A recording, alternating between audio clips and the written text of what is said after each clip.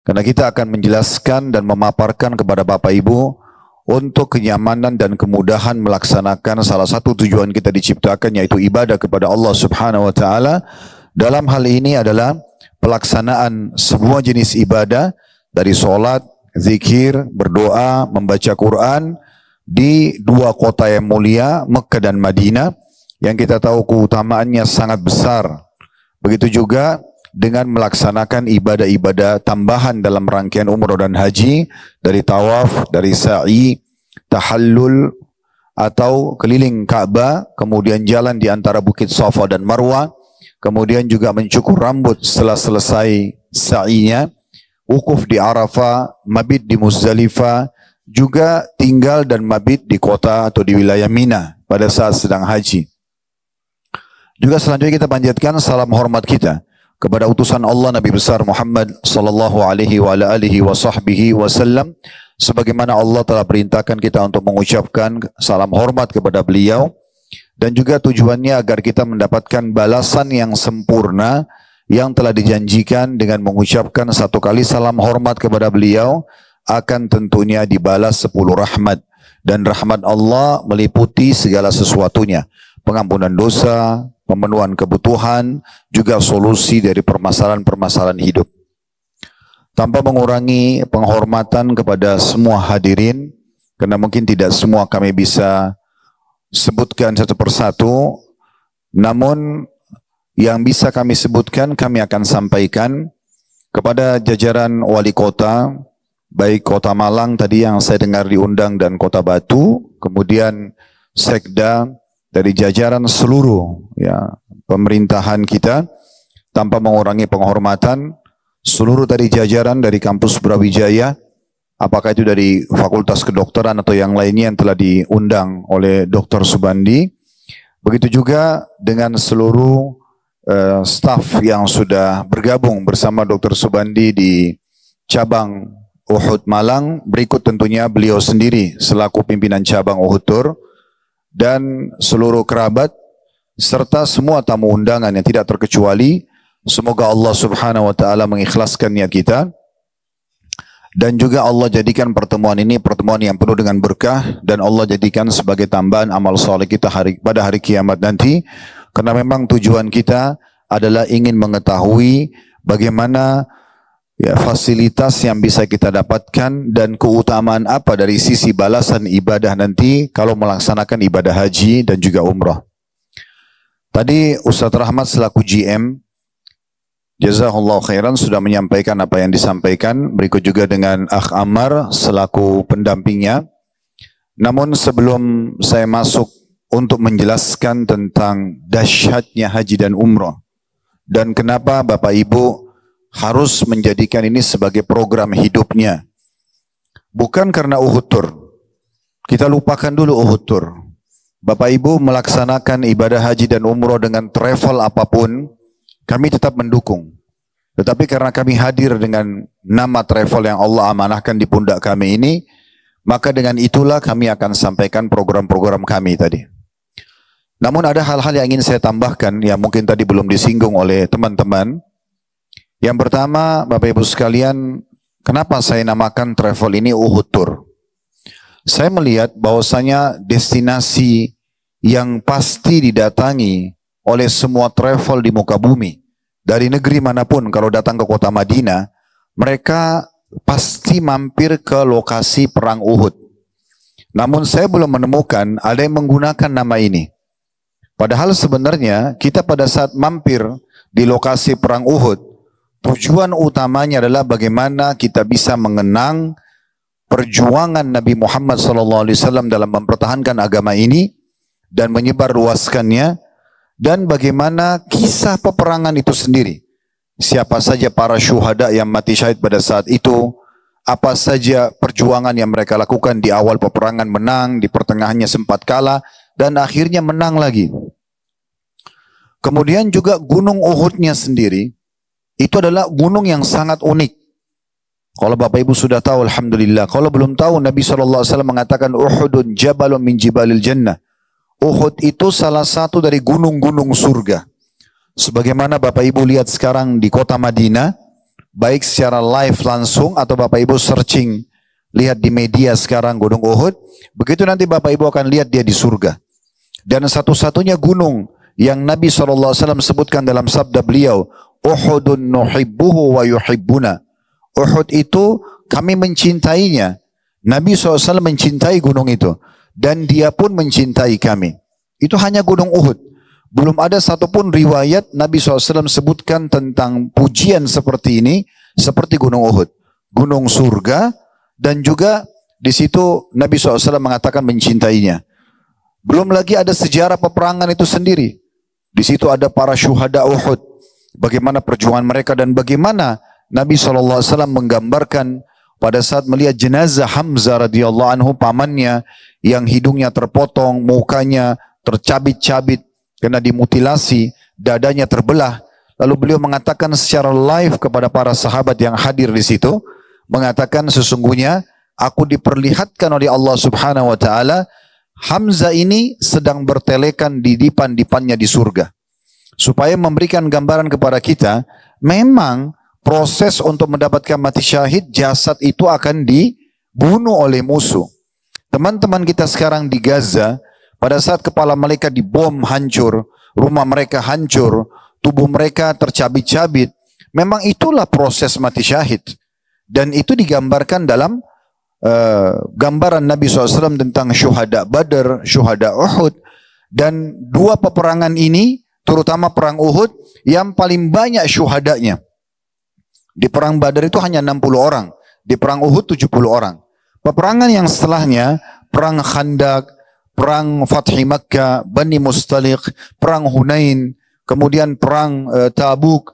Tidak ada korban di kalangan muslimin kecuali berapa orang saja.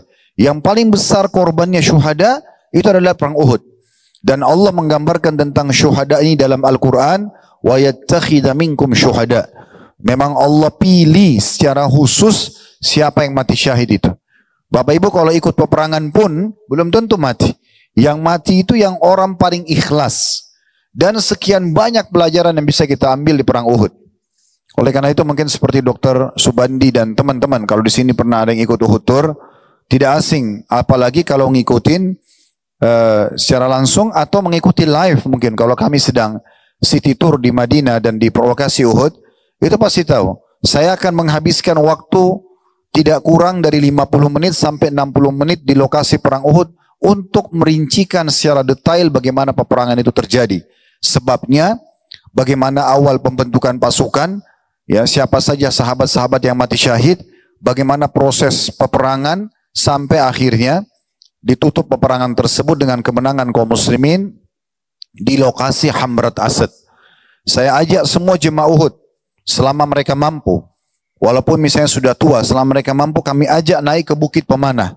Dengan tujuan ada digal dengan Jabar Rumat, Bukit Pemanah. Nabi SAW meletakkan 50 pemanah di situ khusus untuk menghadang pasukan Quraisy. Dan itu betul-betul mendatangkan kemenangan di awal peperangan.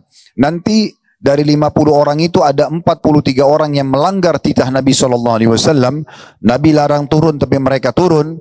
Barulah terjadi kekalahan di kalangan kaum muslimin. Dan tidak sedikit di antara jemaah kami yang meneteskan air mata di lokasi perang Uhud itu. Awalnya travel kami bernama KHB Tour. Namun saya bilang sama teman-teman tim, ini kalau menggunakan nama KHB seakan-akan sangat fanatik. Saya coba berusaha mencari inspirasi nama. Pas di lokasi Uhud, Allah seperti mengilhamkan dalam hati saya, kenapa nggak pakai nama ini? Maka ini sebabnya Bapak Ibu sekalian, kami menamakan nama Uhud dengan tujuan untuk selalu terkenang peperangan ini. Karena saya melihat seperti ada pesan khusus dari Allah, karena semua jemaah haji, jemaah umrah kalau ke City Tour Madinah pasti mampir di situ. Tidak ada yang tidak mampir. Cuma sayangnya, umumnya travel tidak memaksimalkan lokasi Uhud. Kalau Bapak Ibu pernah umrah, atau pernah City Tour tepatnya di Madinah, umumnya jemaah yang saya tanya ya, apakah Bapak Ibu mendapatkan informasi yang sama seperti kami tentang detail peperangan? Siapa saja yang ikut peperangan, berapa jumlah muslimin, kenapa 300 kaum munafikin sempat meninggalkan kaum muslimin, siapa pimpinan mereka, lalu bagaimana kecamuk perang awal, dan seterusnya lah sampai akhir. Mereka semua mengatakan belum pernah mendapatkan sedetail ini. Umumnya travel datang ke lokasi Uhud, ini perang Uhud Bapak Ibu sekalian, 15-20 menit kemudian meninggalkan lokasi. Kadang-kadang ada yang cuma 10 menit saja sudah meninggalkan lokasi, menyampaikan ini lokasi Uhud, foto-foto kemudian pulang. Kalau bagi saya bukan begitu Bapak Ibu sekalian. Sayang, jemaah haji, jemaah umrah sudah meluangkan waktunya 9 hari kalau umrah reguler misalnya, kalau haji bisa sampai belasan hari.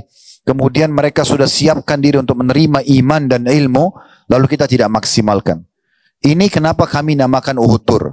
Dan kalau tadi Bapak Ibu dengar, ada payungnya perusahaan yang lebih besar lagi dari Uhud, yang Allah amanahkan di pundak kami namakan Ghazwa Enterprise.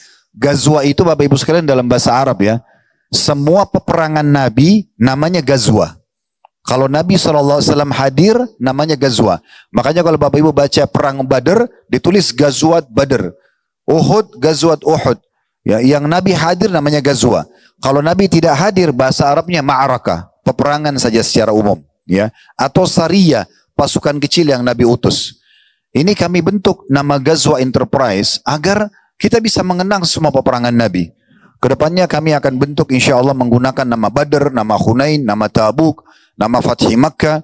Hampir semua nanti unit usaha kami akan coba masuk ke sana dengan izin Allah Subhanahu wa Ta'ala. Kedepannya kami akan buka travel baru insya Allah yang kami akan namakan Badr. Itu nanti khusus untuk menyentuh kelas middle ke bawah atau menengah ke bawah. Dan ini Uhud Tour memang kami gunakan untuk menengah ke atas. Itu sebab nama dulu. Kemudian yang kedua, tadi fasilitas sempat disinggung. Saya memang pribadi ini bukan berlebihan Bapak Ibu sekalian. Bukan berlebihan sama sekali. Saya berharap apa yang saya sampaikan ini, kalau ada teman-teman yang punya travel, juga pikirkan hal yang sama. Kenapa teman-teman kita tidak pikirkan fasilitas yang kita berikan jemaah itu bisa bermanfaat jangka panjang untuk mereka. Selain promosi untuk travel, juga kita mendapatkan pahala. Sekarang jemaah kita berikan koper seperti kami tampilkan di depan sini. Banyak travel tidak memikirkan masalah ini. Mereka hanya berpikir bagaimana kasih koper, fasilitas, ya yang penting udah dipakai sekali, nanti nggak dipakai lagi nggak ada masalah. Sehingga kualitasnya sangat biasa. Alhamdulillah kami tulis di kopernya label Uhudnya, digunakan yang kualitasnya bagus. Kemudian koper ini nanti tujuannya selain jamaahnya puas pakai, itu pahalanya berapa banyak dengan mereka taruh pakaiannya, mereka pakai ibadah dan pada saat pulang mereka bisa pakai penerbangan domestik misalnya. Manfaatnya besar sekali. Belum lagi kalau kita berikan yang lainnya, seperti gamis yang saya pakai. Di sini ada Bapak Ibu, lihat Bapak-Bapak kami siapkan gamis. Ibu-ibunya kami siapkan gamis yang syar'i. Jilbabnya besar, bajunya lebar, nyaman, kualitas kainnya sangat bagus. Dan tidak sedikit di antara jemaah kami pada saat pulang, sengaja datang ke Uhud hanya untuk beli seragam kami saja. Sayang sekali, bukan saya tidak ingin menggunakan batik, bukan. Batik sudah banyak travel yang pakai. Dan umumnya travel selalu pakai warna-warna yang ngejreng. Sehingga nanti kalau pulang mungkin sudah tidak dipakai lagi. Apalagi kalau ada nama misalnya. Tapi kalau gamis ini tujuannya, Bapak Ibu sekalian, ini target saya. Saya berharap orang lain pun ikutin tidak masalah gitu ya. Ini bisa dipakai sholat. Pulang, tiba di sana, bisa dipakai sholat di Masjid Haram, Masjid Nabawi. Pulang ke Indonesia bisa dipakai sholat. Pergi sholat subuh, pergi sholat 5 waktu. Gamis biasa saja.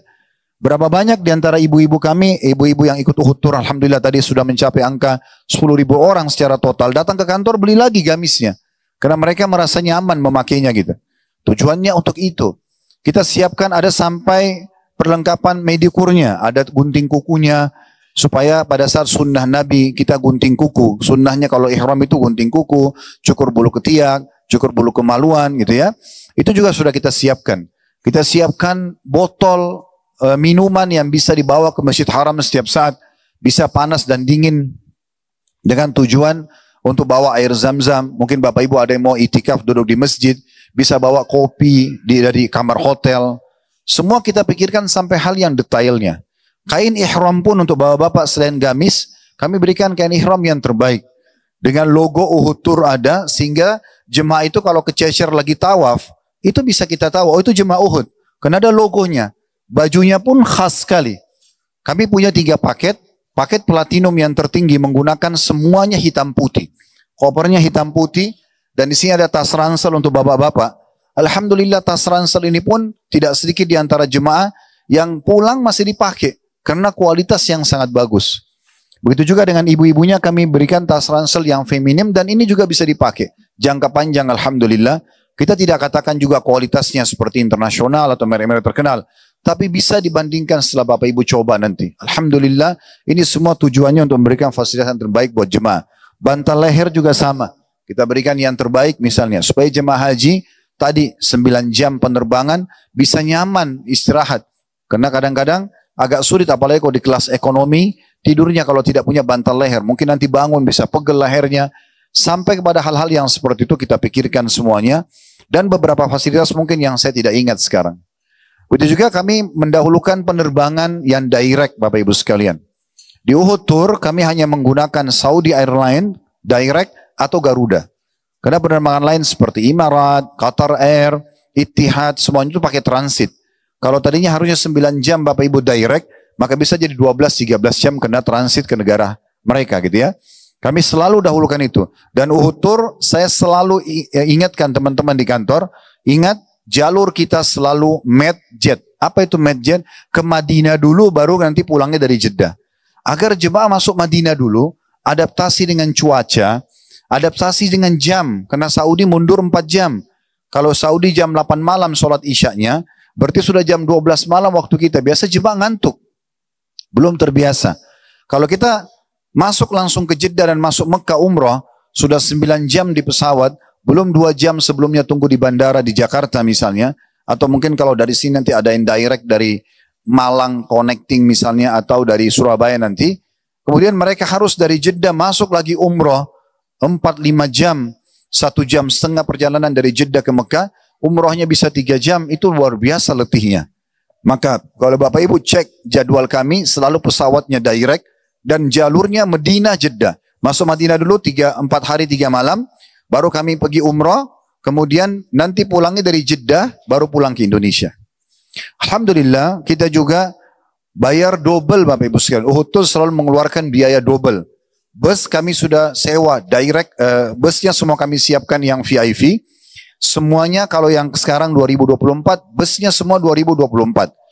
Kalau kami mau hemat seperti banyak travel lain. Kami bisa menyiapkan bus Bapak Ibu 2018, 2019, tapi tentu akan beda kualitasnya. Kualitas AC, kualitas tempat duduk. Kami cari yang terbaik 2024. Yang paket kami yang pertama Platinum itu akan pakai bus VIP. Maksimal 30 seat. Maksimal 30 seat. Nanti Bapak Ibu bisa lihat di IG kami. Kami juga nanti akan memperlihatkan kepada Bapak Ibu langsung. Bisa Bapak Ibu kalau coba nanti melihat bagaimana gambarannya. Kami pakai bus VIP yang cuma 3 seat, seatnya seperti kelas bisnis. 1 dan 2 di sebelah kiri, 1 di kanan, atau kami pakai yang 2 bersebelahan cuma memang lebar kursinya dan luas. Itu VIP. Kalau untuk paket gold, pakaiannya itu coklat tua dan coklat muda. Dominan coklat tua dan bagian lengannya kalau laki-laki itu coklat muda. Ibu-ibu juga akan dapat baju yang mirip, cuma listnya bukan putih tapi warnanya coklat tua. Dan itu juga kopernya kita bedakan, ranselnya juga kita bedakan warnanya, sama dengan bantal lehernya. Kemudian di sana mereka akan pakai bus yang 50 seat, tapi baru 2024. Paket yang termurah adalah paket bronze. Kalau paket platinum itu adalah medium up, kami pakai hotelnya di Madinah Hilton. Kalau Bapak Ibu yang sudah tahu Madinah tidak asing, hotel terbaik satu Madinah sekarang dekat Masjid Nabawi, Hotel Hilton. Makanannya, kamarnya, jaraknya. Maka Uhud Tour di paket platinum hanya pakai Hilton saja. Dulu kami pakai Intercon Madinah. Tapi setelah saya lihat mereka turunkan kualitas makanannya, saya langsung pindahkan semua paket ke Hilton. Dan sampai hari ini kami dikejar oleh Intercon Madinah. Kenapa Uhud Tour pindah? Karena biasanya kami pakai paketnya Intercon Madinah sama Intercon Mekah kalau paket platinum. Dan Intercon juga di Mekah, Darut Tauhid, tidak ada yang tidak asing. Kalau Bapak Ibu sudah pernah ke Mekah, tidak asing dengan hotel Intercon. Hotel terbaik di Mekah, itu yang kami berikan fasilitas untuk platinum. Turun langsung pelataran Masjidil Haram. Kualitas makanannya, kualitas kamar hotelnya, semuanya yang terbaik. Kalau gold, itu adalah medium low dia. Maksudnya di sini dia bintang 5, tetapi dia di bawahnya platinum. Hotel yang dipakai di Madinah bisa Darul Iman, ya, Al-Haram, atau kita pakai Sofitel. Dan di Mekah pakai Hotel Fairmont atau hotel yang di Tower Jam. Bisa Fairmont, bisa kita di Ramadan kemarin pakai Movenpick, ya. Kemudian juga kita bisa pakai Swiss Al-Maqam. Kemudian ada juga paket bronze. Paket bronze semua Bapak Ibu sekalian yang bintang 3 di travel-travel lain, kami kasih bintang 5. Di Mekah itu pakai Hotel Marriott di Jabal Umar, di belakangnya Intercon.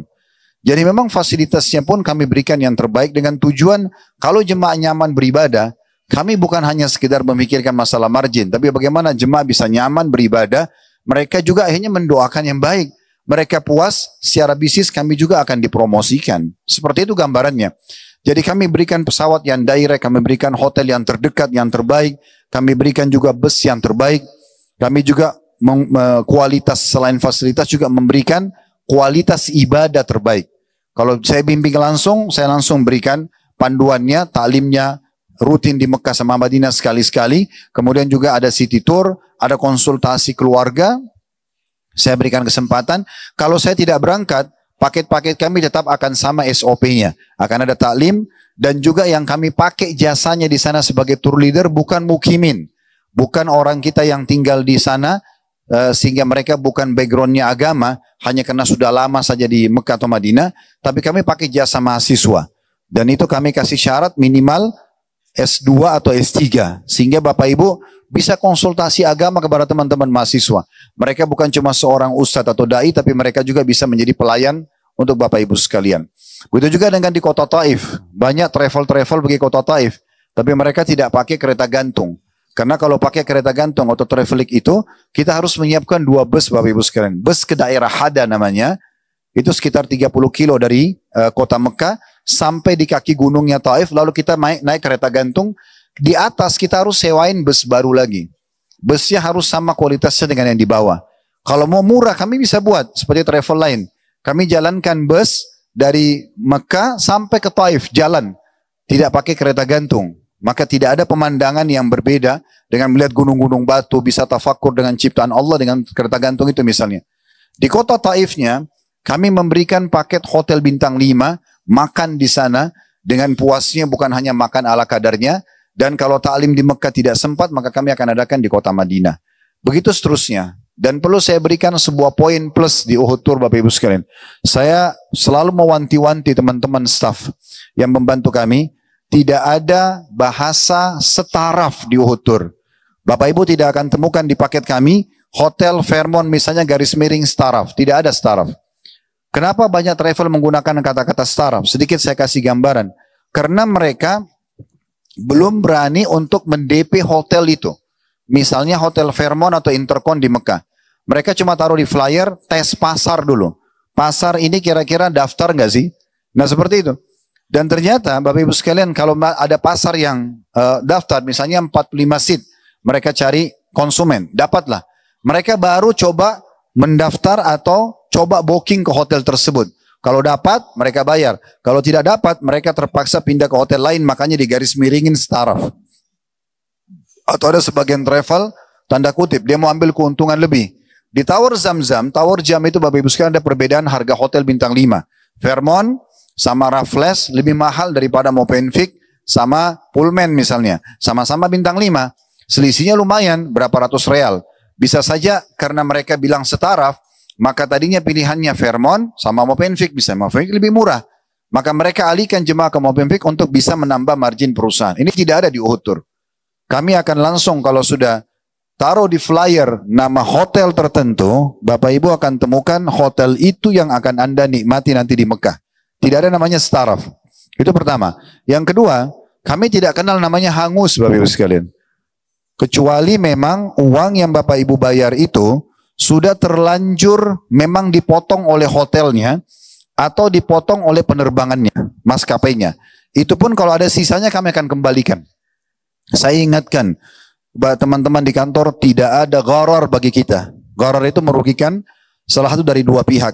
Kalau ada jemaah Bapak Ibu daftar di Uhud Tour, tiba-tiba Bapak Ibu punya uzur, gak bisa berangkat, anaknya sakit, dianya sakit, lalu dia bilang maaf saya mau batalkan penerbangan saya. Selama belum dipotong oleh hotel di Mekah sama Madinah, walaupun kami sudah DP, mereka masih izinkan untuk kita batalin 1 kamar, 2 kamar misalnya, atau maskapai masih mengizinkan kita untuk refund tiketnya, maka kami akan kembalikan penuh uang itu. Dan kalau ada hotel yang sudah terlanjur dibayar oleh Bapak Ibu sekalian, pernah ada jemaah kami berangkat dari dari Sumatera, saya nggak usah sebutkan kotanya, beliau kebetulan naik bisnis kelas bertiga, dan ternyata satu orang mertuanya tidak jadi berangkat. Pas di pesawat baru dia sampaikan kepada saya, Ustaz, ini boarding pass mertua saya nggak bisa saya pakai. Mertua saya tiba-tiba nggak jadi berangkat. Tapi memang tiket sudah dibeli, boarding pass sudah ada. Kalau seperti ini nggak bisa lagi. Saya bilang, tapi afwan, tiket ini sudah nggak bisa dikembalikan. Dia bilang, nggak apa-apa Ustaz, kasih aja jemaah kalau ada yang mau pakai. Saya izin sama pramugarinya, saya tanya, tiket ini, boarding ini bisa dipakai nggak sama jemaah kami? Oh nggak bisa Pak Ustaz katanya. Karena ini sudah atas nama orang itu, maka tidak boleh pakai. Saya katakan kalau gitu kita kosongkan. Dan kamar hotel yang sudah dibayar di Mekah dan di Madinah, karena sudah tidak bisa dikembalikan, saya larang semua staf untuk pakai. Biarkan kosong sampai pemilik kamar itu menghalalkannya. Karena kami tidak ingin mencampur baurkan pendapatan kami dengan hal-hal yang haram. Ini poin yang kadang-kadang jarang dipikirkan gitu ya. Padahal sebenarnya harus jadi sebuah poin penting. Sebagai penutup mungkin di poin ini, saya juga ingin menambahkan, di Uhud Tour kami membuat Bapak Ibu sekalian plus, umroh plus. Umroh plus maksudnya kami akan mengunjungi negara-negara khusus yang punya sejarah Islam saja. Yang selama ini Uhud Tour lakukan di 4 negara. Yang pertama itu umroh plus Turki. Kenapa kami pilih Turki? Karena kami ingin menjelaskan kepada jemaah 600 tahun sejarah Utsmaniyah di sana, kita ringkaskan dalam 6 hari 5 malam. Nanti tanggal 25 Desember itu kami pilih karena pas, bukan karena Natalannya ya, tapi umumnya sekolah itu setelah kami cek selesai mereka ujian, anak-anak liburan itu tanggal 21 Desember. Sehingga Bapak Ibu jelas kalau mau bawa keluarganya bisa rekreasi, apalagi ke Turki ini di bulan Desember, bulan salju. Orang kita pengen lihat salju ya. Maka kami ajak ke 3 kota di Istanbul, kemudian Bursa, dan juga kita akan ke Kapadokia. Yang biasa Bapak Ibu dengar ada balon udara. Nah itu biasanya kita akan coba untuk naik balon udara. Kalau tidak bisa, maka kita akan naik jeep padang pasir penggantinya. Karena balon udara ini tergantung cuaca. Kalau angin lagi kencang, mereka tidak bisa terbang. Ya, seperti itulah. Itu yang paling difavoritkan. Kita berangkat tanggal 25 Desember sampai tanggal 30 Desember, 6 hari 5 malam. Semuanya fasilitasnya hotel bintang 5. Kemudian kita akan tetap pakai Saudi Airline, khusus yang plus kita transit di Jeddah Bapak Ibu sekalian, sekitar 2 jam. Pergi Jakarta, Jeddah, transit sekitar 2-3 jam, baru kita ke Istanbul. Kenapa kami pilih Saudi Airline? Agar nanti pulangnya Bapak Ibu bisa direct dari Jeddah ke Indonesia. Sebenarnya bisa pakai Turkish Air, tapi Turkish Air perginya direct Jakarta Istanbul sekitar 13 jam, tapi pulangnya nanti dari Jeddah habis umrah, itu harus naik dulu ke Turki Istanbul, transit 3 jam baru pulang ke Indonesia, jadi bisa sampai 18 jam baru sampai di Indonesia. Yang kedua, kita ada plus Aqsa. Dan ini juga termasuk favorit, saya sering sekali memotivasi jemaah, dan mungkin Bapak Ibu bisa lihat di luar ada buku kami sudah terbit, judulnya Palestina yang Terlupakan. Setelah saya datang ke sana sekitar 5 kali, saya bawa jemaah dan saya motivasi mereka tidak usah takut, tidak usah khawatir. Kita masuk pakai visa resmi dan bisa masuk sholat di Masjid Aqsa. Saya buktikan sendiri, saya bawa jemaah, sampai ada di antara jemaah yang bawa anak-anak kecil mereka, ada yang bawa bayi. Kita aman. Ini terjadi sebelum penyerangan Gaza kemarin. Tapi setelah mereka menyerang Gaza, saya sempat memberhentikan ada 3 penerbangan Uhud Tour, karena saya tidak tega untuk membayar visa ke pemerintah Israel. Itu memang kami berhentikan. Walaupun Masjid Aqsa terbuka sampai sekarang. Masih dibuka peluang untuk datang ke sana. Kemungkinan kami akan coba buka lagi di waktu dekat insya Allah. Kita akan buka lagi penerbangan ke Aqsa dengan tujuan agar jemaah tetap bisa sholat di sana dan bisa membawa sumbangan secara pribadi langsung ke Masjid Aqsa. Tapi memang bedanya kalau Turki kita bebas visa. Kita bisa ambil visa langsung di bandara di Turki. Karena ada kerjasama. Kalau Israel ini nggak bisa. Kalau Bapak Ibu ingin nanti ikut paket kami plus Aqsa, perlu digarisbawahi harus 2 bulan sebelumnya. 2 bulan pengajuan visa, baru kemudian nama Bapak Ibu keluar. Itu pun mereka sering kali random, ada nama yang tidak keluar, tidak bisa berangkat masuk ke Masjid Aqsa. Biasanya yang tidak keluar namanya, visanya, kami akan buatkan paket tur di kota Amman atau di ibu kotanya Jordania. Karena kita berangkat ke Jordan, nanti naik bus masuk ke Masjid Aqsa. Nah di Jordan kami akan buatkan Bapak Ibu paket untuk semua jemaah. Baik yang masuk ke Aqsa atau tidak, kita akan datangi Gua Ashabul Kahfi. Kita akan kunjungi juga Wadi Ram, sebuah padang pasir yang memang diwisatakan oleh pemerintah Jordan. Di sana banyak orang-orang barat yang datang, mereka sengaja mau kenal kehidupan orang Badui, tinggal di kemah, merah susu unta atau susu kuda, susu domba. Mereka mau hidup begitu, kita tidak. Kita hanya menikmati makanan asli orang padang pasir di sana dan minum teh dan kopi mereka. Kemudian kita juga akan ke kota Petra, 7 keajaiban dunia. Baru kita masuk ke Aqsa, kita akan berbanyak sholat di Masjid Aqsa. Nah itu paket yang kedua. Paket yang ketiga kita ada plus Spanyol. Nah ini ada plus untuk mempelajari sejarah Islam di Andalusia dulu. Dan ini kami paketkan dengan Maroko biasanya. Kemudian yang keempat adalah paket Mesir. Ya, paket ke Mesir. Nah ini paket-paket plus. Dan Uhud Tour selalu Bapak Ibu sekalian plus dulu baru kemudian umroh. Kami tidak umroh dulu baru plus. Karena kalau kita plus umroh dulu biasanya jemaah banyak belanja oleh-oleh. Dan kalau pergi misalnya ke Turki, air zam-zam kita yang 5 liter itu biasanya dihitung satu bagasi. Kalau dari Saudi kita pulang, kita ke Turki dulu misalnya, atau kita ke Aqsa dulu, lalu kita umroh, nanti dari Saudi lebih mudah. Ya, karena zam-zam itu tidak dihitung sebagai satu bagasi, dan juga masih banyak kargo yang bisa kita kirim barang-barang kita ke Indonesia. Ini sedikit panjang saya jelaskan, tujuannya supaya Bapak Ibu tahu seperti apa, kenapa penyebab penamaan Uhud, dan seperti apa fasilitas yang kami berikan.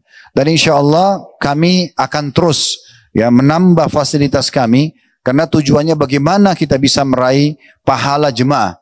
Dan di sini kebetulan ada CS kami yang di Jakarta yang ikut bersama kami dan saya selalu ingatkan mereka, Ustaz Rahmat juga mengetahui selaku GM, kalau tujuan utama kita membuka pendaftaran Uhud Tour adalah meraih pahala jemaah haji dan jemaah umrah. Bagaimana mereka bisa puas pada saat ibadah, mereka sujud, mereka tawaf, mereka berdoa, baca Quran, sedekah dan segala macam. Itu kita raih pahalanya. Nomor 1 tuh. Nomor yang lainnya, ya nomor kesekian puluh lah. Itu adalah gaji bekerja dan juga marginnya perusahaan. Juga ada kami kadang-kadang tambahkan di Mekah. Bapak Ibu saya perkenalkan yayasan-yayasan sosial agar tahu di mana lembaga-lembaga sosial di Mekah untuk bisa bersedekah. Nah ini gambaran-gambaran umum mungkin ya, yang kadang-kadang juga kalau saya jalan saya perkenalkan Bapak Ibu ke toko parfum, kadang-kadang ada mungkin yang saya tunjukkan tempat belanja yang mungkin memudahkan untuk membeli oleh-oleh buat keluarga. Jadi sebenarnya perjalanan ini kita tujuannya ibadah dan juga kenyamanan. Seperti itu kurang lebih gambarannya insya Allah. Baik Bapak Ibu sekalian, izinkan saya menyampaikan di sesi kedua. Tadi ini sesi pertama saya anggap ya, saya menambahkan apa yang harus saya jelaskan ke Bapak Ibu tadi. Yang sesi ini adalah tentang masalah dahsyatnya haji dan umroh. Saya ingin menjawab sebuah pertanyaan kalau ada yang bertanya begini, Ustaz, untuk apa saya haji dan umroh? Saya dapat apa? Atau saya sudah pernah haji dan umroh, kira-kira motivasinya apa untuk saya ulangi lagi haji dan umroh? Kenapa harus saya umroh lagi, saya haji lagi? Maka kami akan berikan gambaran kepada Bapak Ibu sekalian. Kita sedang membicarakan Bapak Ibu sekalian perjalanan spiritual Bapak Ibu yang terpanjang.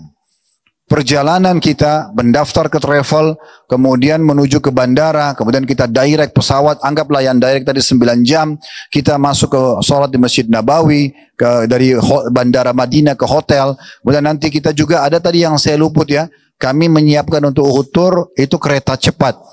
Madinah, Mekah, kami tidak gunakan bus lagi, karena tadi saya bilang kita mengeluarkan 2 kali biaya. Sebenarnya bus itu sudah satu paket ya, termasuk dari Madinah ke Mekah. Tapi karena 6 jam perjalanan, saya nggak masalah keluarkan tambahan buat Bapak Ibu sekalian biaya. Kita belikan tiket kereta cepat sehingga cuma 2 jam 47 menit sudah tiba di Mekah. Semua itu satu paket Bapak Ibu sekalian, termasuk tawaf, sa'i, itu luar biasa. Perjalanan spiritual terpanjang dan yang terdahsyat ya kalau bagi saya itu. Karena selama ini kita kalau berdoa selalu dari rumah kita, dari masjid kita. Sekarang kita berdoa di depan Ka'bah. Itu luar biasa, langsung di kiblat muslimin, ya. Dan kalau sedang umroh sama saya, kalau teman-teman yang pernah umroh di sini pasti tidak asing. Habis selesai tawaf, sholat di belakang makam Ibrahim, pasti saya akan pandu doa dalam bahasa Indonesia. Dengan tujuan untuk mengajak jemaah ini loh. Doanya itu seperti ini. Apalagi kalau ikut yang haji bersama kami. Banyak sekali yang kami pandukan doa-doa yang kita berharap jemaah bisa terinspirasi untuk mengamalkan doa-doa tersebut dalam bahasa Indonesia. Supaya terbiasa untuk berdoa dan memohon kepada Allah SWT. Karena kadang-kadang kita mentok di sebuah titik, saya mau doa apa lagi ya. Ibadah ini ibadah yang luar biasa. Coba Bapak Ibu renungi ini ya, yang akan saya sampaikan di masalah keutamaan apa yang Bapak Ibu dapatkan. Tolong ditampilkan ya, di teman-teman. Ya, di situ Bapak Ibu sekalian, untuk memotivasi diri Anda supaya rajin mau beribadah, kata kuncinya sebenarnya adalah bagaimana Bapak Ibu mengetahui apa yang Bapak Ibu dapatkan. Ya, kalau bahasa ceramah itu fadilah. Saya sarankan Bapak Ibu jangan kerjakan ibadah apapun ya. Mau sholat, mau puasa, mau sedekah, bakti sama orang tua, mau haji umrah, mau berzikir, mau berdoa, mau jenguk orang sakit. Jangan dikerjakan. Sampai Bapak Ibu tahu apa yang Bapak Ibu dapatkan. Itu cuma butuh hitungan menit. Buka searching di Google keutamaan sholat malam, keutamaan sholat berjamaah, keutamaan bakti sama orang tua, keutamaan haji dan umrah. Ini janji Allah yang benar. Karena dikatakan, وَمَنْ أَصْدَقُ مِنَ اللَّهِ قِيلًا. Siapa yang lebih jujur daripada Allah dalam penyampaian. Dan Allah menyatakan dalam Al-Quran, Inna Allah la yukhliful mi'ad. Allah enggak pernah pungkiri janji-janjinya. Maka janji Allah benar. Kalau Bapak Ibu tahu apa yang Bapak Ibu dapatkan di setiap ibadah itu, bahasa ceramah biasanya fadilah, itu akan membuat kita konsisten mau mengerjakan. Dan akhirnya kita istiqomah ya menjaganya. Selalu mau sholat malam, selalu mau sedekah, selalu mau doa. Karena kita tahu apa yang kita dapatkan. Nah dalam haji dan umrah juga sama. Ada perintah Allah subhanahu wa ta'ala dalam Al-Quran. Bapak Ibu bisa lihat di slide kita ya. Itu ada dalam Al-Baqarah surah nomor 2 ayat 196. Allah mengatakan wa atimmul hajja wal umrata lillah. Sempurnakanlah haji dan umrah itu karena Allah. Di sini garis bawahi karena Allah. Jadi kalau Bapak Ibu hanya sekedar diajak oleh kerabat, hanya karena testimoni mau tes enak nggak sih orang umrah atau haji, atau hanya sekedar seremoni ngeramaikan, hanya untuk ya publish saja di medianya, atau apalah indikasi duniawi, itu harus diubah. Karena nanti akan sia-sia. Uang yang Bapak Ibu keluarkan, energi yang dikerahkan, waktu yang dilowongkan, sia-sia. Harus lillah. Karena Allah. Kita betul-betul ingin mengejar pahalanya. Salah satu cirinya adalah orang tidak banyak mamer-mamer tentang masalah itu. Ya, dan tujuannya memang untuk mendapatkan yang terbaik. Kalau Bapak Ibu mau beli oleh-oleh, hadiah, sebuah produk nanti di Mekah Madinah, itu cuma embel-embelnya. Jangan jadikan sebagai target utama. Bagaimana tawaf, sa'i, berdoa, sholat di belakang makam Ibrahim, tahallul adalah itu tujuan utama kita. Selanjutnya teman-teman sekalian ada dari sunnah. Kalau kita ingin ayat Al-Quran banyak sekali ya. Saya ringkaskan saja. Kalau dari hadis Nabi SAW, perhatikan ada di layar Anda. Ya, kata Nabi SAW, Khudu anni manasikakum. Ambillah manasik itu, tata cara haji dan umrah dari aku seutuhnya. Ya, sebagaimana ditampilkan. Tetap ditampilkan di layar tolong. Jangan dihilangkan dulu. Ya. Kemudian beliau mengatakan, La'alli alla ahujja ba'da hajjati hadhi. Mungkin saya tidak bisa haji lagi setelah haji ini. Nabi SAW sebutkan ini teman-teman karena beliau menyampaikan atau haji beliau yang pertama dalam hidup beliau. Ya, dan yang terakhir adalah dikenal dengan haji wada.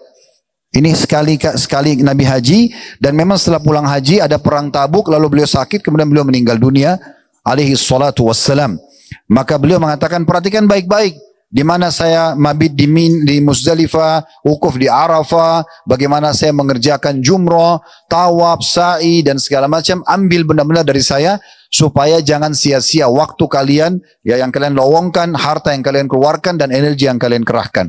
Jadi harus murni. Nah, salah satu tag kami di Uhud Tour adalah bagaimana mengajak jemaah untuk beribadah umrah dan haji sesuai dengan contoh dan sunnah Nabi alaihi salatu wassalam. Di bawahnya juga ada, kita tahu keutamaan haji dan umrah cukup banyak. Di antaranya dia bisa membersihkan dosa Bapak Ibu sekalian. Dosa ini kita terjemahan lainnya pelanggaran ya. Dan semua pelanggaran Bapak Ibu sekalian akan mendatangkan masalah buat kita. Kalau Bapak Ibu kerja di satu perusahaan, dan Bapak Ibu buat pelanggaran, maka pastikan minimal Anda dapat SP atau surat peringatan, bisa puncaknya Anda di PHK. Hilanglah job pekerjaan Anda, atau pekerjaan Anda, hilanglah hasil income Anda, rusaklah citra Anda. Gitu kan? Itu pelanggaran. Di alam syariat kita, itu namanya maksiat, dosa. Dan dosa-dosa ini perlu dibersihkan. Ya, banyak caranya, di istighfar dan taubat, sholat atau ibadah-ibadah, dan ini juga umrah dan haji betul-betul membersihkan dosa-dosa. Nah, kata Nabi SAW, al-umratu ila umrati kafaratun lima bainahuma. Umrah ke umrah setelahnya itu pembersihan dosa di antara keduanya. Garis bawahi Bapak Ibu sekalian, ini jawaban kenapa kalau ada yang mengatakan, kenapa saya harus umrah lagi Ustaz? Karena Nabi bilang umrah ke umrah setelahnya. Artinya dimotivasi, ulangin umrah kamu itu. Karena antara dua umrah itu pembersihan dosa di antara keduanya. Wal hajjul mabrur laisa lahu jazaa'i illal jannah. Dan haji yang mabrur setahun sekali mengikuti semua tuntunan yang Nabi SAW sudah ajarkan, ya, maka balasannya tiket VIP menuju ke surga. Anda cuma lowongkan berapa hari saja. Kalau haji itu cuma 6 hari Bapak Ibu sekalian. Tanggal 8 sampai 13 Zulhijjah. Tapi biasanya kita tidak bisa ambil 6 harinya. Ya, kita biasanya ambil 2 pekan minimal ya, atau 10 hari sampai 2 pekan ya. Kalau mau maksimal biasanya paket kami itu antara 17, 18 hari sampai 20 sampai 21 hari. Itu saja Anda lakukan dengan ikhlas, ikuti panduan yang benar, ya, maka secara otomatis Anda akan pulang bawa tiket VIP menuju ke surga. Selanjutnya, ya, ada penjelasan sedikit di sini, khusus Imam Syafi'i rahimahullah, pandangan beliau luar biasa masalah umrah ini. Kalau jumhur ulama, Imam Ahmad, Imam Malik, Imam Abu Hanifah melihat umrah itu sunnah. Tapi Imam Syafi'i memandang berbeda. Bagi yang belum pernah umrah sekalipun, itu beliau mewajibkan hukumnya sebagaimana wajibnya haji yang pertama. Di sini ada penjelasan yang bisa Bapak Ibu lihat tentunya ya. Ini teman-teman tolong bantu aja kalau bisa tabnya dinaikkan aja ke sini ya. Sambil diproses saja karena ini cukup jauh ya. Saya harus balik ke sini. Ini Imam Syafi'i berkata, Allah berfirman, dan sempurnakanlah haji dan umrah karena Allah. Tadi di Al-Baqarah 196, Allah menyanjingkan, di sini menyandingkan antara haji dan umrah. Ya, zahir dari tes Al-Quran itu menjelaskan bahwa umrah adalah wajib. Kata Imam Syafi'i rahimahullah. Itu dikatakan wajib. Jadi walaupun pendapat orang banyak mengatakan umrah itu sunnah, Imam Syafi'i mengatakan tidak. Karena dalam Al-Baqarah tadi, umrah dan haji disatukan. Maka umrah yang pertama dan haji yang pertama itu hukumnya wajib bagi yang mampu. Ini pendapat beliau tentunya berhubungan dengan masalah itu.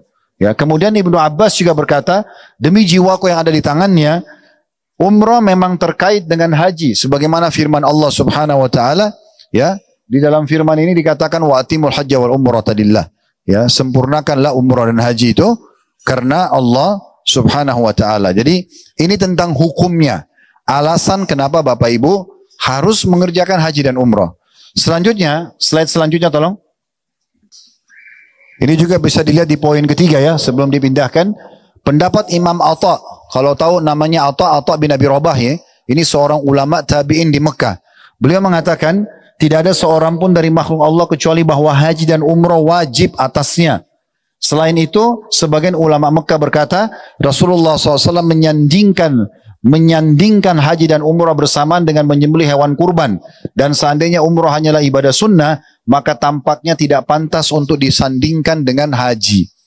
Ya, jadi di sini yang belum pernah umrah dan punya kemampuan, itu Bapak Ibu kalau dalam pendapat ini bisa berdosa kalau tidak umrah, gitu kan? Karena dia hukumnya wajib.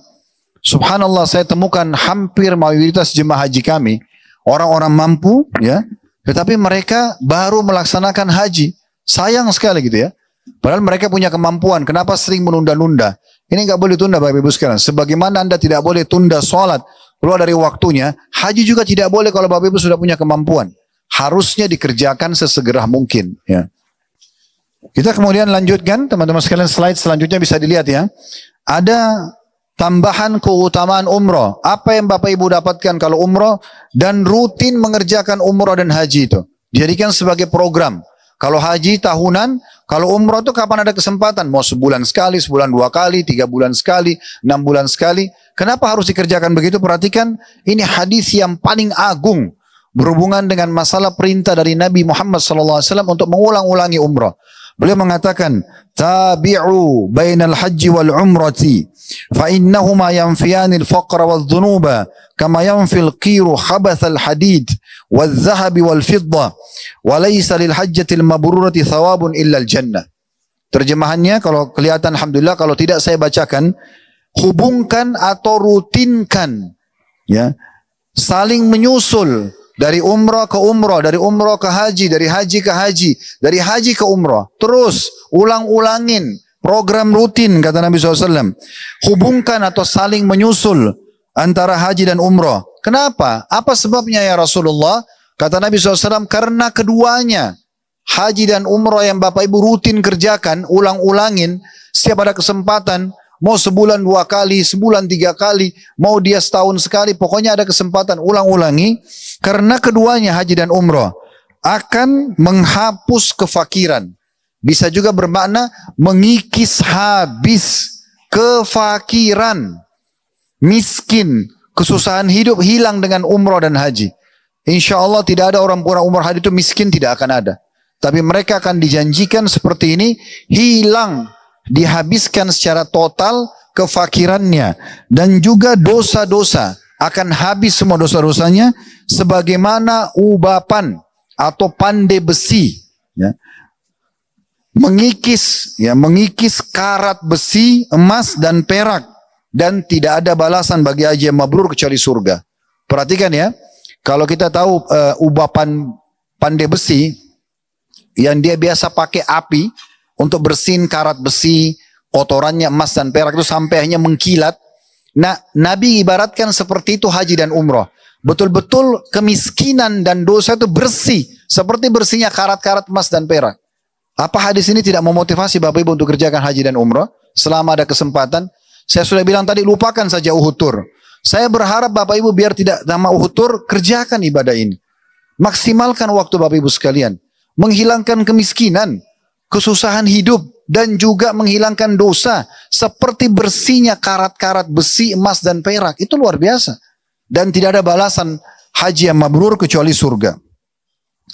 Di dalam hadis yang lain, dalam hadis langsung di hadis yang di bawahnya ya, karena yang tadi itu di atas sudah kita baca, yaitu hadis riwayat Tirmidzi nomor 810, di mana Nabi SAW bersabda, "Wa ma min mu'minin yadhallu yawmahu muhriman illa ghabatis syamsu bidunubihi." Dan tidak ada seorang mukmin pun, laki-laki atau perempuan, yang sepanjang harinya dalam keadaan ihram. Dia pakai ihram, jalan baik dari Madinah ke Mekah atau dari Indonesia, pada saat dia sudah pakai ihram sampai dia selesaikan haji atau umrahnya, melainkan matahari di hari itu terbenam dalam kondisi membawa semua dosa-dosanya. Bersih. Kalau dosa bersih itu Bapak Ibu sekalian artinya apa? Diputihkan, semua fasilitas kembali. Kan orang kalau sudah dimaafin, fasilitasnya kembali. Ya kadang-kadang ada fasilitas rezeki kita tertahan karena kenapa? Karena dosa kita. Itu bisa bersih dengan haji dan umrah. Apalagi subhanallah pesawatnya ber-AC. Dulu orang itu pakai unta sama kuda. Panas, susah. Madinah Mekah itu bisa 3 hari Bapak Ibu sekalian orang naik unta, panas. Sekarang naik kereta cepat. Kita berangkat dari Indonesia. Dulu kalau mungkin ada yang masih tahu tahun 30-an. Kakek-kakek orang tua kita dulu. Mereka naik kapal laut. Sebulan pergi, sebulan pulang. Kadang-kadang 2 bulan kalau pakai transit di beberapa negara. Itu pun mereka sudah pamit sama keluarganya. Mungkin tidak kembali lagi. Dianggap mati. Nggak ada handphone di saat itu. Nggak bisa komunikasi. Sekarang Bapak Ibu bisa nih. Kalau Pak minta paket pun khusus sama travel. Tolong ya. Saya mau umroh. Berangkat besok. Saya mau pulang juga besok malam atau lusanya. Masih bisa dibuatkan. Beli tiket pesawat. Masuk Mekah. Umroh. Habis umrah tahallul, tidak masuk hotel, langsung berangkat lagi pakai pesawat pulang Indonesia. Alasannya apa nggak pergi? Sementara dapat langsung pembersihan dosa, itu kan luar biasa. Kemudian yang selanjutnya, Bapak Ibu kalau haji dan umrah, Bapak Ibu khusus menjadi tamu undangannya Allah. Kalau kita jadi tamu undangannya presiden kah, wali kota kah, bupati kah, gubernur kah, betapa bangganya kita Bapak Ibu sekalian. Nama kita ditulis khusus di meja begini VIP, Bapak Fulan atau Ibu Fulana. Lalu disebutkan namanya pakai mikrofon, selamat datang pada Bapak Ibu, wali kota misalnya sebutkan, atau presiden sebutkan secara khusus. Mungkin kita sudah bangga, padahal itu manusia. Kita kalau haji dan umrah menjadi delegasi, tamunya Allah. Dan karena kita menjawab panggilan itu, maka Allah menerima doa kita. Salah satu keutamaan haji dan umroh, doanya mustajab. Buat diri sendiri atau doakan orang lain. Coba bayangin, sepanjang jalan, dari pertama Bapak Ibu pergi berangkat sampai pulang, doanya mustajab. Perhatikan sabda Nabi SAW dalam hadis yang dihasankan oleh Syekh Al-Albani dan ini diriwayatkan oleh Ibnu Majah. Kata Nabi SAW dari hadis Jabir radhiyallahu anhu, al-hujjaju wal-ummar wafdullah, da'ahum fa'ajabu wa sa'alu fa'atahum.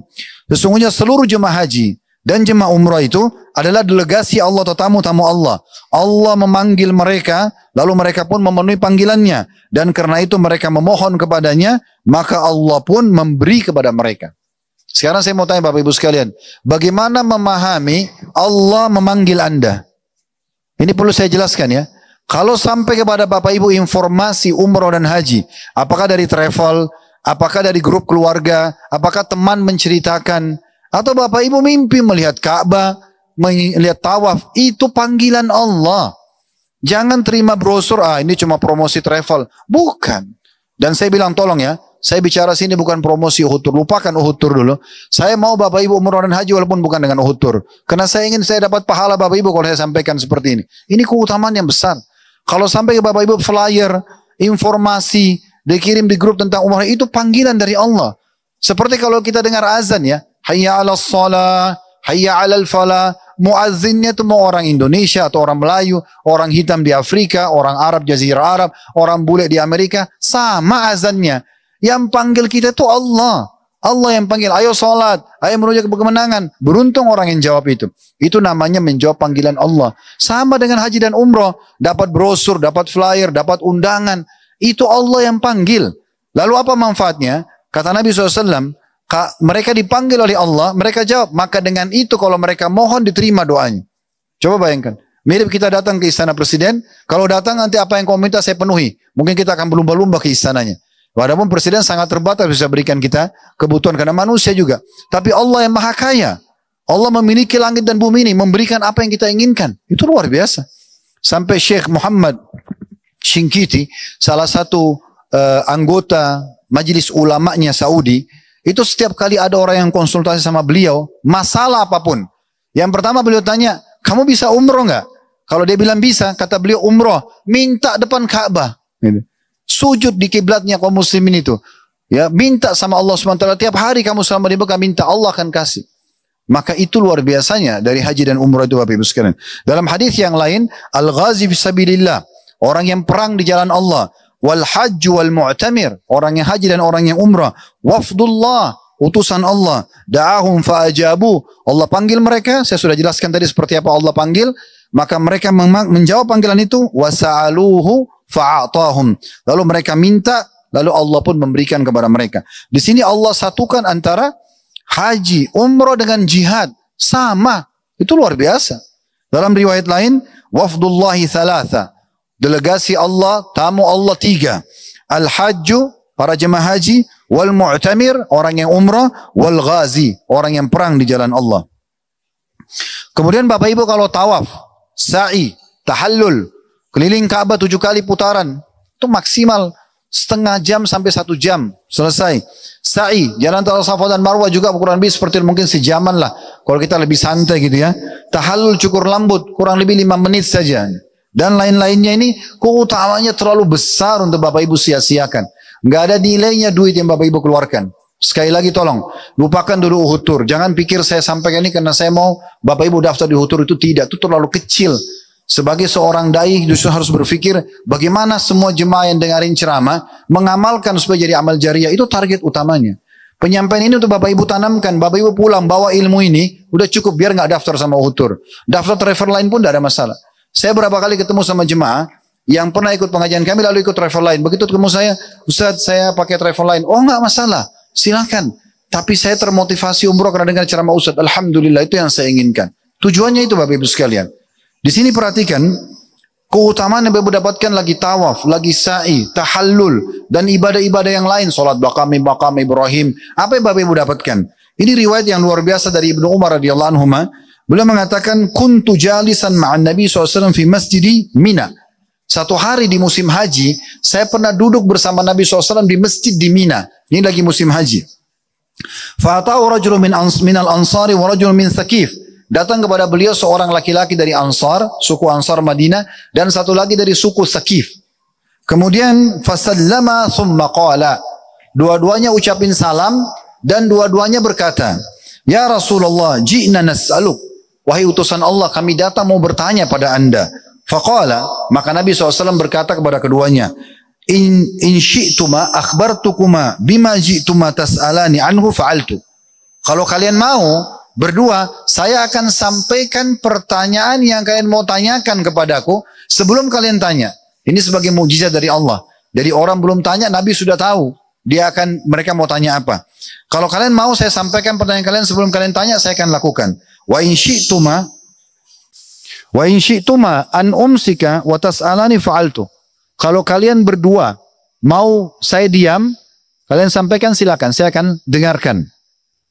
Faqala, maka keduanya berkata, dari Ansar dan Thaqif tadi dua-duanya mengatakan, akhbirna ya Rasulullah, tolong sampaikan kepada kami ya Rasulullah. Maksudnya apa yang kami mau tanyakan silakan, kami ingin dengar juga. Karena ini mukjizat yang luar biasa, Nabi bisa tahu sebelum bertanya. Gitu. Faqala Thaqafiyyu lil Ansari, sal. Maka yang dari suku Thaqif berkata kepada orang yang dari Ansar, kamu aja yang bertanya duluan. Faqala, maka orang Ansar mengatakan, akhbirni ya Rasulullah, tolong sampaikan kepadaku apa yang aku ingin tanya. Aku ingin dengar. Maka kata Nabi SAW, faqala, jitani tas'alni atau tas'aluni an makhrajika min baitika ta'ummul baital haram wa ma laka fi. Kau mau tanya kepadaku tentang pahala apa yang kamu dapatkan kalau seandainya kau mulai dari keluar dari rumahmu sampai kau tiba di Baitul Haram, di Baitullahi Haram di Mekah.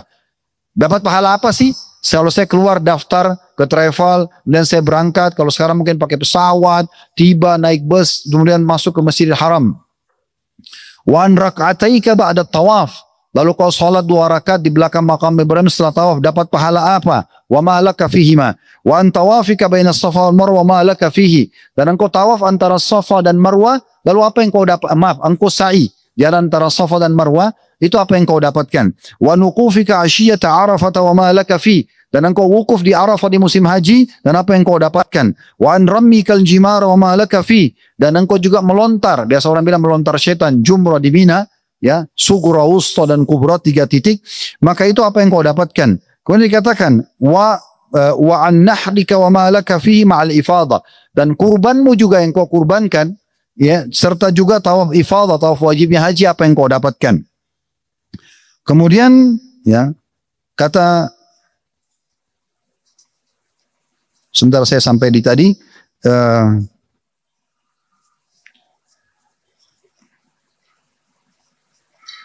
ya, faqala, maka Nabi SAW maka orang Ansar itu mengatakan setelah dengar itu, walladzi ba'atsaka bil haqq la an hadza ji'tu as'alu.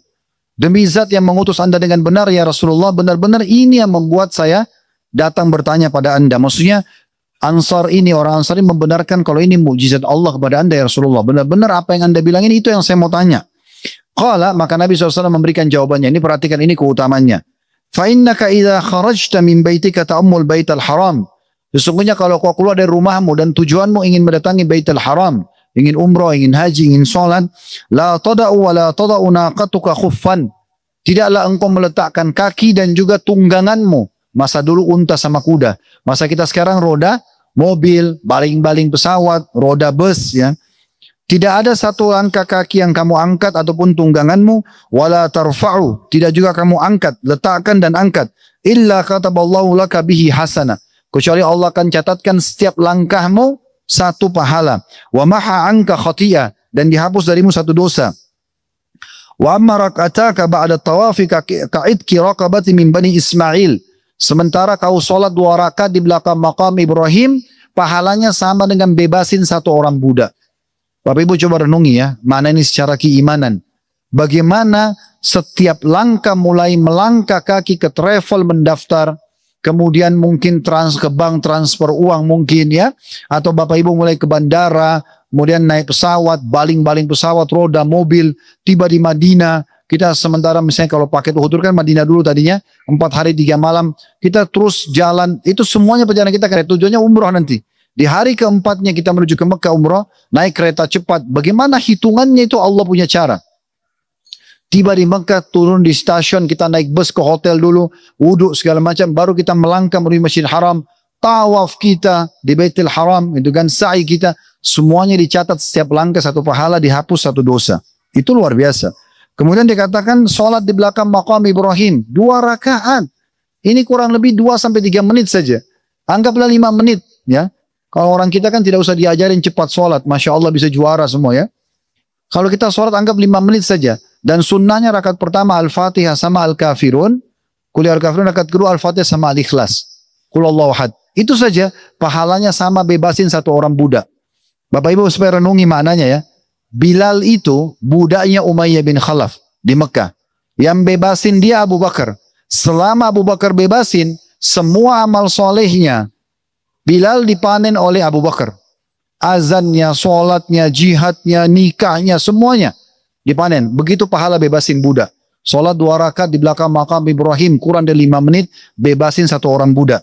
Kemudian dikatakan wa amma tawafuka bis Safa wal Marwah kaitki 70 raqabah. Sementara engkau tawaf sa'i antara Safa dan Marwah pahalanya sama dengan bebasin 70 budak.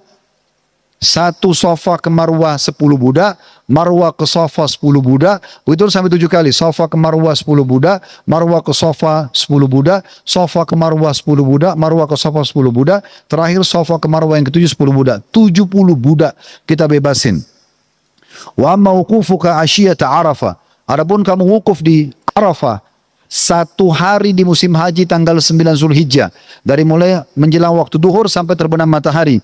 Fa inna Allah yahbitu ila samai dunya. Pada saat itu Allah turun ke langit bumi dengan kemahabesarannya. Fa yubahi bikumul malaika. Dan Allah bangga-banggakan kalian di depan para malaikatnya. Yaqul, sambil sang pencipta Allah maha raja dan maha kuasa berkata kepada para malaikatnya, ibadi ja'uni syu'than min kulli fajjin amik. Lihatlah hamba-hambaku itu datang dari seluruh penjuru bumi yang sangat jauh. Yarjuna rahmati. Mereka mengharapkan rahmatku. Falau kanat dhunubukum ka'adadir raml. Kalau dosa-dosa kalian sejumlah pasir, butiran pasir di muka bumi. Au kaqatril matar. Atau seperti tetesan air hujan. Au kazabadil bahar. Atau seperti buih di lautan.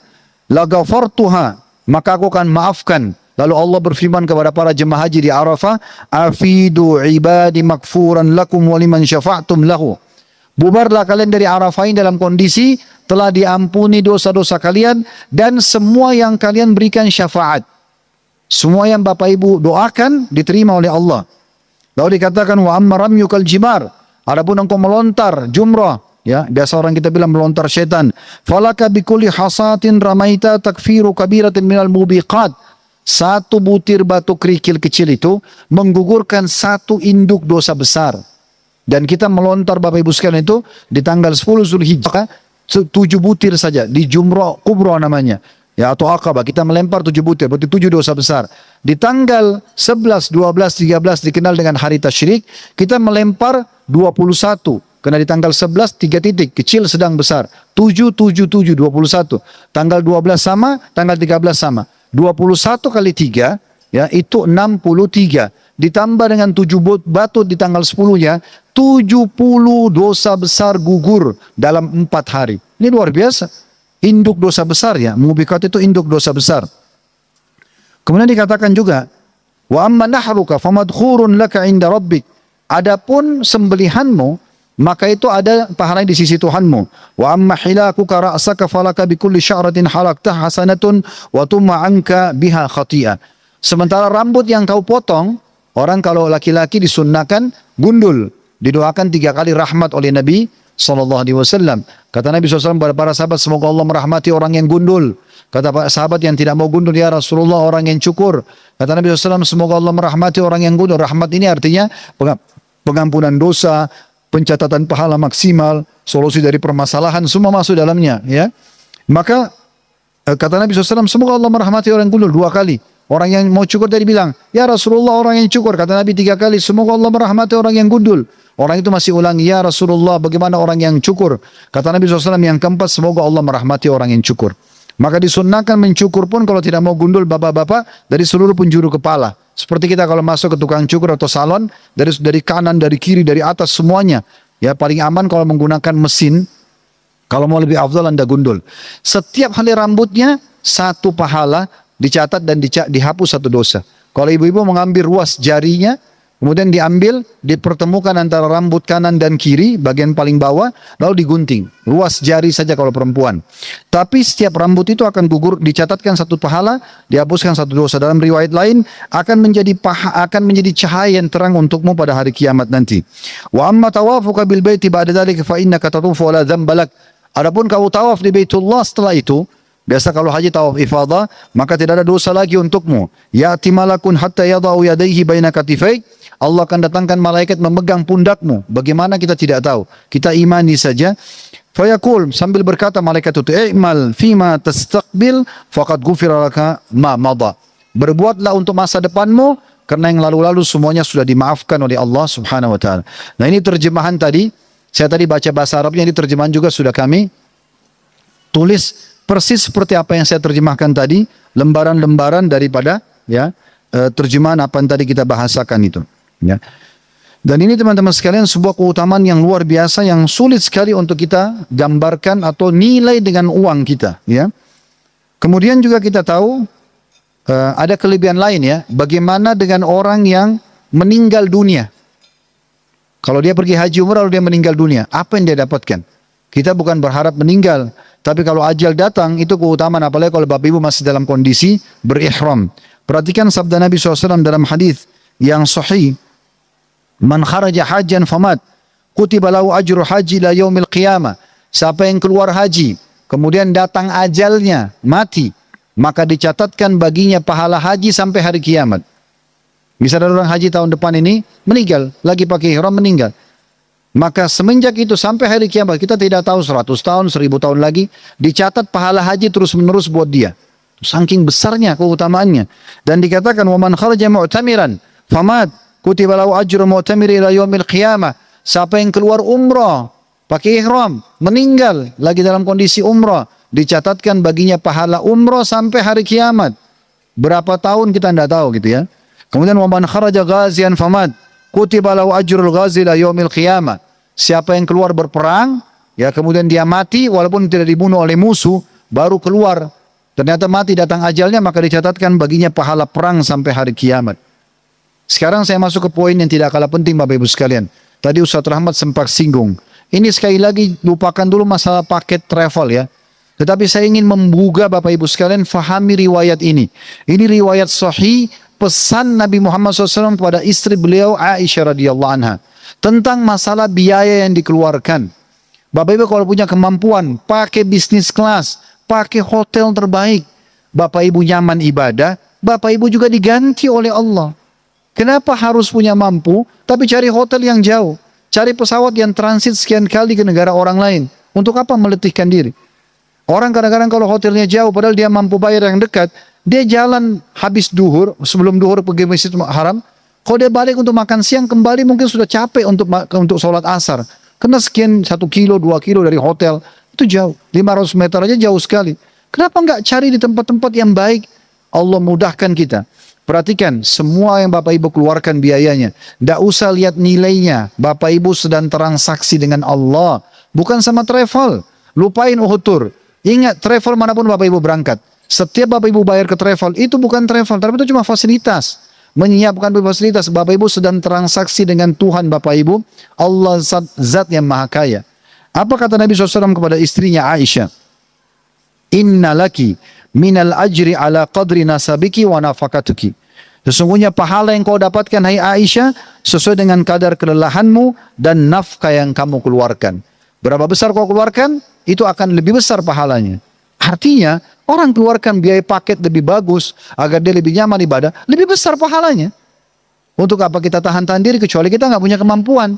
Kita hanya mampu dengan paket yang ini misalnya lebih murah, oke. Tapi kalau punya kemampuan lalu sengaja pilih yang murah, ini agak unik ya. Kenapa menyiksa diri? Toh juga akan diberikan ganti oleh Allah. Ingat firman Allah SWT, Bapak Ibu kalau buka nanti Al-Quran sebentar, surah Saba, surah nomor 34 ayat 39. Di sini saya tidak tuliskan, tapi potongan itu wa ma anfaqtum min syai'in fahuwa yukhlifu.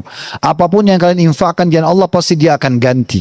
Dia akan ganti. Enggak ada yang perlu dikhawatirkan. Juga dalam riwayat yang lain, Ya. Kata Nabi SAW, Inna ma'ajruki fi umratika ala qadri nafaqatiki. Sesungguhnya pahala yang kau dapatkan, hai Aisyah, dari umrahmu adalah sesuai dengan kadar nafkah yang kau keluarkan. Keluarkan di jalan Allah. Transaksi dengan transaksi dengan Allah Subhanahu wa taala. Ya, mohon maaf. Jadi pahalanya luar biasa, sangat besar. Izinkan saya menyampaikan lagi, mungkin saya pilih ya. Karena ini panjang sekali bahasanya, mungkin waktu asar sudah masuk. Juga ada motivasi dari Nabi SAW untuk ibu-ibu, untuk perempuan, ya. Dan ternyata hadis ini bukan hanya untuk perempuan, walaupun fokusnya pada perempuan ya. Kalau mau dapat pahala jihad, sementara kita tidak di medan perang seperti teman-teman di Palestina, umroh dan haji. Perhatikan hadisnya, ya. Saya berikan judul di situ, umroh dan haji berpahala jihad. Kata Nabi SAW dalam hadis Bukhari, Aisyah berkata pada beliau ya, Qultu ya Rasulullah, hal ala nisa'i min jihad? Apakah Aisyah mengatakannya Rasulullah, apakah wanita memiliki kewajiban jihad? Pergi perang juga seperti laki-laki, hadapi musuh, ya, serang-serangan gitu. Maka beliau menjawab, Nabi SAW menjawab, Qala alaihinna jihad la qitala fi al-hajj wal umrah. Mereka bahkan boleh berjihad, tapi jihad yang tidak ada perang. Apa itu? Haji dan umrah. Haji dan umrah dianggap jihad, Bapak Ibu sekalian. Ya. Jadi bawa istri, bawa anak perempuan, bawa mertua, bawa saudara, bawa ibu. Itu pahala jihad buat mereka. Dan Anda kalau biaya Anda dapat pahalanya. Kan gitu. Di dalam hadis yang lain, disebutkan bukan cuma laki-laki, bukan cuma perempuan. Orang-orang tua yang sudah tidak kuat lagi fisiknya, tetap dianjurkan pergi umrah dan haji. Dikatakan oleh Nabi SAW, jihadul kabiri wal dha'ifi wal mar'ati al hajj wal umrah. Jihadnya orang yang lanjut usia. Jihadnya orang yang lemah secara fisik. Dan jihadnya perempuan adalah haji dan umrah. Ini lafaz hadis diriwayatkan oleh An-Nasai dalam sanad hasan. Ini hadis-hadis semua ini Bapak Ibu bisa dapat di buku hadis jelas sekali kok. Berarti pahala umrah dan haji sama dengan pahala perang, gitu kan? Kemudian juga ada, mungkin saya tutup dengan ini, kalau Bapak Ibu diberikan pilihan umrah, tentu saja Bapak Ibu bisa pilih. Tapi kalau misalnya cuma bisa setahun sekali, kalau cuma setahun sekali, maka pilih ibadah umrahnya di Ramadan. Tapi kalau bisa setahun berapa kali, maka Ramadan juga usahakan jangan luput. Karena dari semua umrah yang paling besar pahalanya adalah pahala umrah Ramadan. Ya. Di Uhud Tour kami buatkan 2 paket umrah Ramadan. Ada di awal Ramadan, insya Allah 27 Februari kita akan berangkat 2 hari sebelum Ramadan. Karena Ramadan kalau sesuai dengan tanggal ya, belum kita bicara ru'yah hilal, itu 1 Maret masuk 1 Ramadan. Jadi kita akan masuk Madinah 2 hari sebelum Ramadan. Kita akan tarawih pertama di Masjid Nabawi insya Allah. 1 hari pertama puasa Ramadan di Madinah. Puasa kedua kita akan umrah. Ya, kemudian nanti pekan pertama sekitar 6 atau 7 Maret kita akan pulang ke Indonesia. Kalau yang mau lebih besar pahalanya, mau 10 terakhir Ramadan, kami ada paket mulai tanggal 17, 16, 17 Ramadan sampai Lebaran Idul Fitri. Ada 2 paket yang kami buatkan. Karena kata Nabi SAW, umratu fi Ramadan ta'dilu hajjah. Umrah di bulan Ramadan pahalanya sama dengan haji. Sama dengan haji. Ya. Jadi memang khusus umrah yang paling afdal itu adalah di bulan Ramadan. Tapi tentu boleh saja kita umrah di bulan lain. Dan keutamaan yang tadi semua kita akan dapatkan. Saya ingin berbagi sebuah pesan di sini. Ada lebih dari satu ya, banyak jemaah yang ketemu sama saya. Tapi mungkin sekitar 3 tahun yang lalu ada satu jemaah haji kami. Beliau pada saat sarapan di hotel lalu bilang sama saya, Ustaz, bisa nggak saya cerita? Saya bilang ya silahkan. Kebetulan kami lagi lowong duduk sambil sarapan. Dia mengatakan begini, saya ini mau cerita Ustaz. Baru 2 tahun yang lalu saja dari sekarang, saya nggak punya income, dia bilang. Saya orang miskin, tidak ada income, tidak ada pekerjaan. Waktu itu kebetulan saya punya uang cukup untuk paket umroh yang paling murah. 25 sampai 30 juta. Tapi saya bingung, apakah saya mulai usaha atau saya umroh. Saya tidak sengaja buka ceramah Ustadz. Saya pernah memang motivasi jemaah dan saya sering sampaikan. Kalau pilihannya adalah umroh dan mulai usaha, umroh aja dulu. Gitu kan? Maka dia bilang, saya dengar pesan itu Ustadz. Saya bertawakal kepada Allah, saya umroh saja. Lalu di depan Ka'bah saya berdoa sama Allah lagi. Saya berdoa supaya dibukain pintu rezeki. Hanya 2 tahun Ustadz. Ya, 1 tahun dari selesai umroh itu. Dan tahun keduanya dia sudah haji bersama saya. Waktu itu haji furoda biayanya sekitar 31 ribu dolar. Ya, saya lupa kurs waktu itu berapa. Tapi ratusan juta, hampir sekitar 400 juta paket furoda karena bisa berangkat tanpa antri gitu ya. Maka dia mengatakan, Ustaz tahu apa yang terjadi keajaiban setelah saya umrah? Saya sekarang punya income, ini bahasa lisan beliau sendiri. Saya sekarang punya income setelah umrah itu, sebenarnya saya balik, saya dapat proyek kain, saya bisa ekspor impor dari Cina. Sekarang income saya untuk biaya furoda ini per hari Ustaz. Biaya hajinya 400 juta kurang lebih. Dia bilang sekarang income saya bersih 400 juta tiap hari. Artinya 12 miliar per bulan. Dia bisa dapat efek daripada dia umroh. Dan dia sangat yakin ini karena umroh saya. Karena tadinya saya ada kerjaan, pulang tiba-tiba dapat ide, dapat kesempatan lalu terbuka. Sekarang income saya sebesar itu. Dan ada banyak jemaah yang bercerita kepada saya seperti ini Bapak Ibu sekalian. Jadi memang tidak ada alasan untuk tidak kerjakan ibadah ini. Kita nikmati jalanan, penerbangannya, transportasinya enak, hotelnya enak, ibadahnya juga enak. Dan subhanallah kita bisa cas iman kita di sana. Kemudian kita balik lagi, baru kita sibuk lagi dengan aktivitas kita sehari-hari. Allahu alam. Ini mungkin yang saya bisa sampaikan Bapak Ibu sekalian.